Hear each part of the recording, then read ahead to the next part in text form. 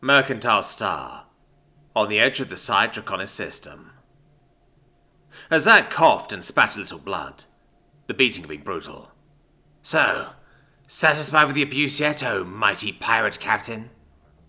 Grux sneered back. I'll have you been until you tell me what I want to know, so speak. Zag sighed. It would help if you actually told me what you want, you know. I can recite encyclopedias until you get specific. But until you actually ask me a question... One of Grux's goons kicked Zag in the side, probably leaving a small fracture in a rib. Quit sassing the captain and answer him. Grux gestured his goon to take a step back. You found a human and tamed it. I want to know how. I'm trying to secure a few for my own raiders, but they are difficult to get compliant despite their documented capacity for violence. Zag shook his head. You want humans as aggressively trained pets? Won't work. They're not animalistic, they're sentients. Grux gestured to his goons again, and they dragged in a huddled figure of a man, muscular but timid, seemingly not quite mentally present. This human of yours, he's a veteran soldier, a marine, I think they call them. I asked around, you found him adrift in space, after he was apparently lost in a stasis pod for an unknown amount of time, yes?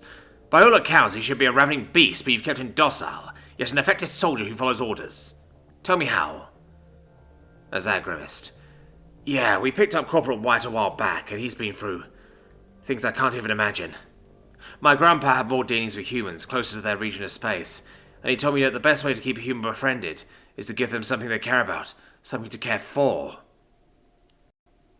Grux chuckled, signaling his goon to kick Zag again as a small cage was brought into the room. We found the human's bunk. You're saying you gave him this troll for a pet? Ridiculous, but you're not keeping his loyalty like that. Grux reached into the cage and pulled out a small, fluffy animal, similar in shade to a hexapedal rabbit, and tore his head off with a contemptuous sneer. There, your hold over him is broken. Now he'll serve me. Keep your head down, and I might not blow your ship up as we depart. Zag laughed. A sore, pained laugh. But Grandpa told me another thing too. The only thing more dangerous than a human with something to protect is a human who has just lost the last thing precious to them. And if you're the one that caused that state of affairs, may the gods have mercy on you, for the human will not.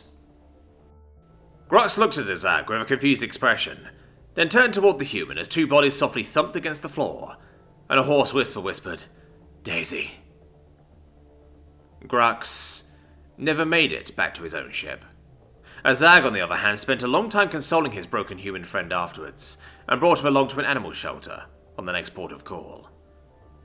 As his grandpa had told him, sometimes, the only way you could help a human is to give them something to lose.